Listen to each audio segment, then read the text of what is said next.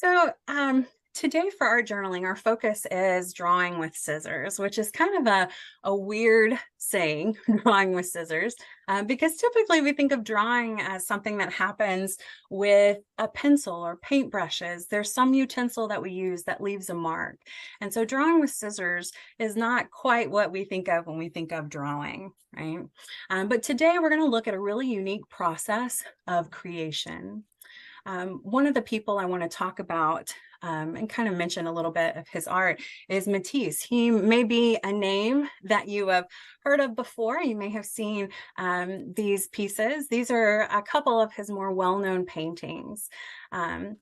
While his art isn't exactly something that I would hang on my wall, I do appreciate his process. He was an artist kind of at the turn of the century.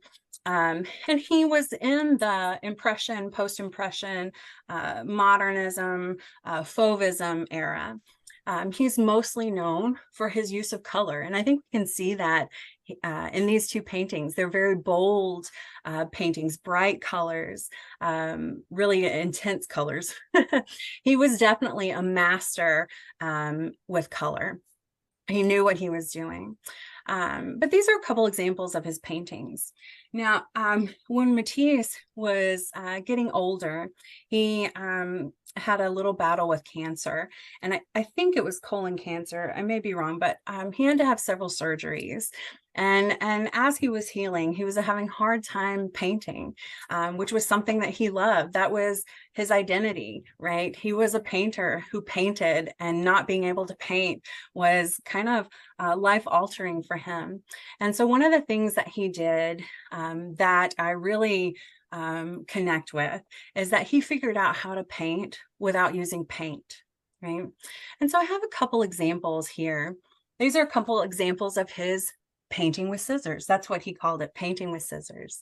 And so because he couldn't do the paint anymore, he wasn't able to use paintbrushes and paint, he had an assistant who would come in and color these pages, the different colors that he wanted. And then he would sit there with scissors and cut out these shapes and make these paintings, basically.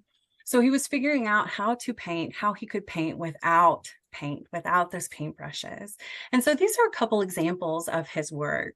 They're very representational. We can kind of sort of see images show up. Now here's some other images. Another one, this is probably one of his more well-known paintings with scissors. What are some of the things that you notice in this piece? So this painting is, or this painting with scissors is called The Parakeet and the Mermaid. And it took me a while before I realized that, I don't know if everyone can see my cursor. This is the parakeet over here. And then the mermaid is in that top right corner. And so you can kind of see there's this like the organic shapes that we were just talking about, how they're kind of flowers or leaves or coral, they kind of give that feel. So we kind of, even these little blue shapes, like it's hard to tell, are those jellyfish or stingrays? Are they pomegranates or radishes? Like it's kind of hard to see. Exactly. In the chat, someone was asking how big it was. This is a large scale painting. Painting with scissors. So here's an example or a picture. This is Matisse. Oh, sorry, this is Matisse in the bottom left with his assistant cutting out. And you can see the shapes in the background, how large they are. So this piece is massive. And so this is kind of an example of size. You can see him in front of it. So it's pretty large scale. And so even that piece that he was working on here, it's very abstracted. And these beautiful, like curvy shapes that he's cutting out, still kind of telling a story, but not, very abstracted, right? And then this last image here is just very organic. It is not representing anything. It's just shapes that he put together. So it's very abstracted images. I know a lot of like not being able to paint had to do with like the spells and chemicals, and also being able to hold the paintbrush the way he wanted to. And you can see his assistant was doing a lot of that cutting and painting for him too, under his direction. One of the great things about this process, the painting with scissors, is that it really is it's basically collage. It's taking these different pieces, these different elements, and combining them to make one whole piece.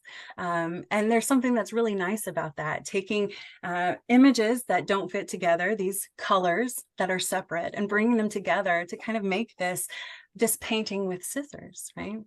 I was sharing earlier about an artist, one of my favorite artists, name is Bisa Butler. And she's someone who practiced in the same way. She very recently was in Chicago, but she's been exhibiting kind of all over now. But when she was in grad school, it was for painting. But she was pregnant during her final. And so she had to figure out a way to paint without paint. And the way she did it was using fabric. She found different pieces of fabric and combined them to make these beautiful, large scale portraits that are stunning. One of the things that's so great about this type of practice, doing what Matisse did, or even what Bisa Butler did, it's working our problem solving skills here, thinking outside the box. Creativity, making is one of the very few things that utilizes both sides of our brain, right? And so when we do these things like problem solving, thinking outside the box, thinking, how can we paint without paint? What supplies can I bring in for this image? We're strengthening those connections in our brain, and in some cases, building new connections, right? It's so good for us to express creativity, just like this, thinking outside the box here, especially as we age. It's so good for our brains, so good for our bodies. Before we jump into our process, I do want to say, if you haven't seen a lot of Bisa Butler's work, I definitely recommend it. Like I said, she's one of my favorites. Highly recommend her stuff. She's amazing. But Matisse also, they were thinking outside the box. They were, and I know I've repeated that quite a bit, but they were really stretching their creative muscles here, working on those problem solving skills. And so our process today is going to be really focused on kind of stretching our creative muscles here. And so, as I said, the supplies that we need for today is just a variety of paper. I've been collecting magazine pages and junk mail and book pages, construction paper, cut up pieces of tissue paper, scrapbook paper. Really any kind of paper is going to work well for this. If you have your journal, go ahead and pull that out. But I also want to say, if you don't have your journal yet, know that it's coming. You can work off a piece of paper today and then put it in the journal later. We'll also need that glue stick and a pair of scissors. So I have a couple examples of images that I've done recently. So one is very representational, and one is more abstracted. But I want to show these, when we think about Matisse, like he is a master painter, he is a master artist, and sometimes that can feel a little out of reach for us. Well, he was an artist, he was trained to do that. But I want to show my examples too, to show that it can be anything. Cutting up slivers and making something out of it, making a flower here, or even just cutting up these different circles and blobs and strips and combining them to make a complete image. Know that whatever you do is really going to be right. Yeah, there's no way to do this incorrectly. It's all about using the paper today instead of our writing utensils, instead of markers and paint and colored pencils and pens.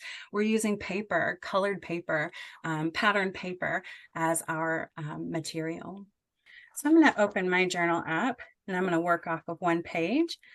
You're welcome to follow along with me if you like, or strike out on your own and go your own way. Both ways are perfectly wonderful.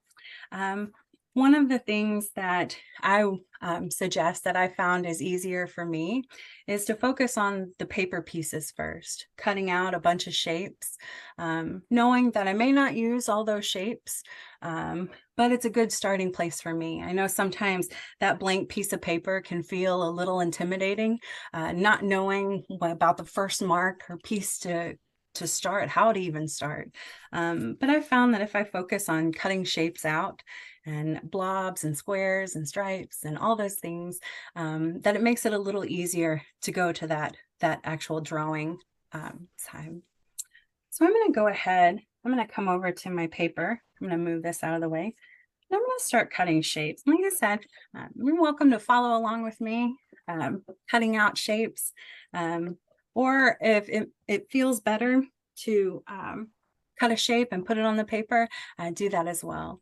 Know that it can be representational. You can make, like Matisse did, you can make a figure, an animal, landscape, or you can just put shapes down and bring that color in that way. Whatever you do is good. Right? Whatever you do is exactly right. So I'm going to start by cutting just some shapes out. I don't know exactly what I want my paper to be. I like the idea of making it very abstracted. So I'm just going to start cutting some shapes out. Doing kind of a maybe semicircle to start with.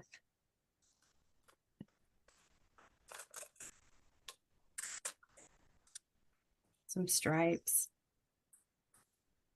You know, one of the best ways I found to start any project is to just kind of lay my supplies out in front of me so I can see what I have. So having my paper here lets me see the variety of color that I have and see like what exactly is drawing me in. Is there a color that stands out more than the rest? A pattern that stands out more than the rest? So I'm just like taking some time, making my shapes to start.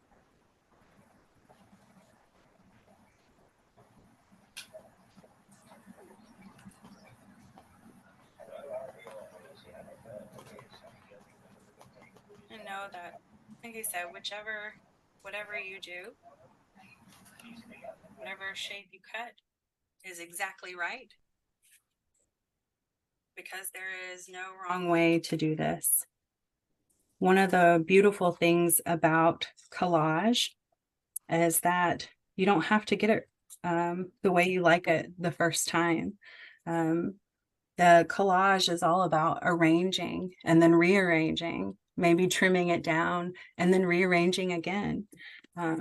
We don't have to glue it down where we first lay it. And I know that sometimes we get the idea that I don't know what I'm doing. I don't know if this is how it's supposed to look or if it's right. But like when we look at something, we can tell if it doesn't feel right, if it needs to be changed.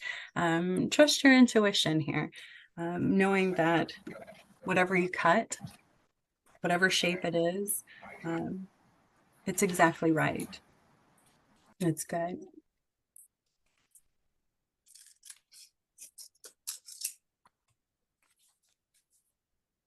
I know I'm spending time with scissors cutting, but no, you can also tear things too. It doesn't have to be a super straight edge or rounded edge. Torn edges are nice as well.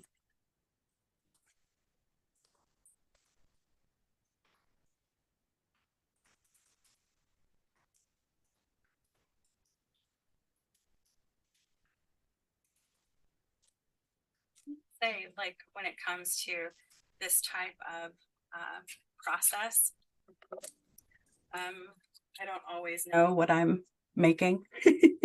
It's kind of something that comes as I'm piecing things together.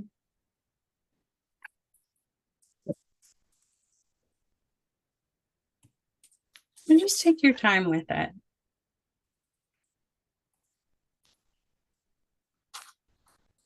Um, I'll be using a glue stick, so you're welcome to use your glue stick as well. If it feels easier to use tape or a staple or like even like what is that tacky glue, like Elmer's glue, whichever feels comfortable, whichever you have is good. But I'll be using the glue stick for my pieces today.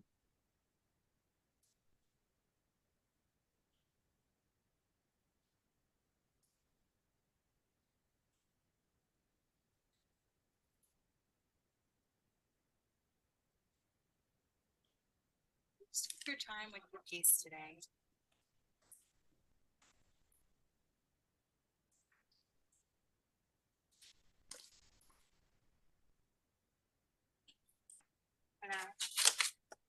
make a piece, a shape that's inspired by Matisse.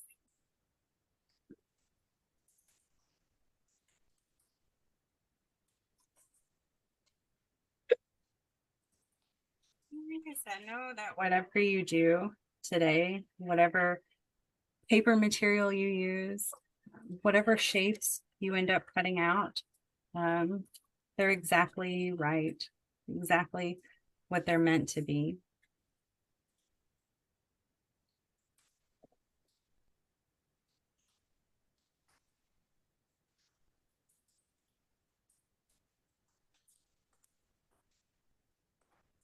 Or just spend some time cutting. Like I said, the beautiful thing about collage is that it doesn't have to be the way we want it in the very first moment. We can arrange and rearrange. We can put it down and then move it if we want. We can edit it. And then when we feel like it's right, we can put it, glue it down then. I think there's something that's really freeing about knowing that it doesn't have to stay in this one place. So I'm going to cut out a few pieces. So I'm going to move my other paper aside and bring my journal back. And so if you're still cutting out shapes, definitely continue to do so. Know there's no pressure to start that collaging process yet. No worries. And like I said, you're welcome to follow along with me if you like, or make your own images as well. Both ways are wonderful and good. But when it comes to collage, sometimes the best thing is to just start laying things out, knowing you can arrange and rearrange.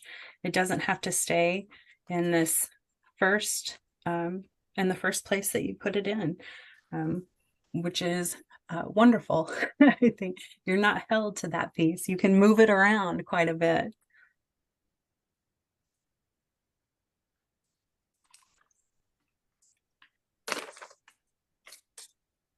I used scissors for some of my images, and you can use scissors also, or you can just tear. Sometimes it's nice to have just the torn images.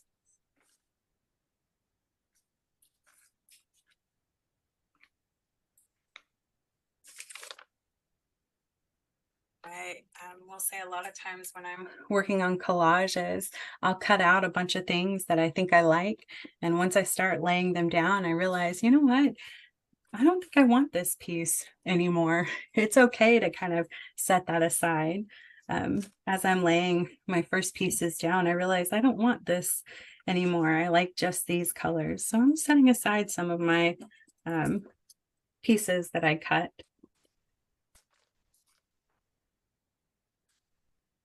I'm just going to start adding some images, adding these different elements to my paper painting.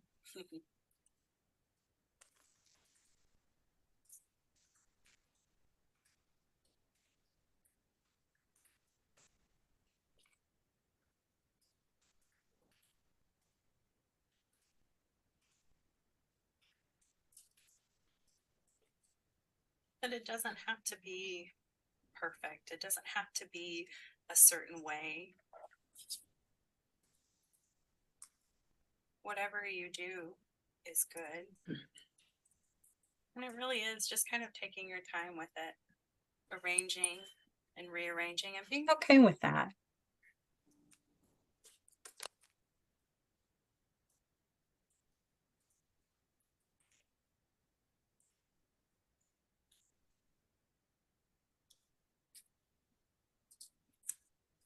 Sometimes it takes a while to figure out what we like.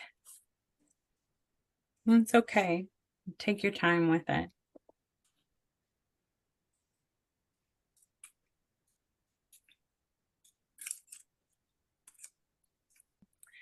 I will say art was not something I had in school. I was in my 30s by the time I had my first like art making class. But one of the things that I found, art was something I had always done. I built this connection to making that it made me feel good. And I got to develop this relationship with making. And so now, even though I've had like art classes now, I still go back to that. Like it feels good. That actual making part feels so good, and sometimes is so much better than the end results. Not that the end results are bad, but it's that making part, that process, just like you were saying, that feels good and is enjoyable. And going back to that idea of wabi sabi, like letting go of that idea of perfection gives you that chance to really enjoy that process of making, enjoy those moments. I will say sometimes in my art career, I've gotten to the end and been like, well, that was anticlimactic. Like the end piece wasn't what I wanted it to be or what I thought it might be. But that process of making was just so enjoyable. Being able to kind of get everything out of my mind and really just be in that moment of making. But it's okay to feel that kind of a little disappointment in it, thinking like this isn't what I planned, or this I couldn't get what I had in my head. And having that disappointment is kind of okay. Like it's not bad. All these feelings and emotions that we have are good and they make life what it is. And so having those disappointments are okay. But it's also like um trying to be careful not to have that negative view of what we're doing, right? Knowing that, okay, this maybe wasn't what I intended, but I liked this part about it. I'm going to go back and do this again, or I'm going to try this part of the process again. Or maybe it kind of turns into a learning experience where you're like, how do we make it into something that I like? Um, but at the same time, know that it is completely okay not to do it again. Like if there's like a process that you did that you get to the end and you're like, no, this was not enjoyable. It's okay to not do it again. There are so many different art processes out there that there are plenty of processes that you can connect with. So if there's one that you don't like too much, that don't like enough, that's okay. It's okay to kind of set it aside. Um, the good thing is to try, and then you know for sure, right?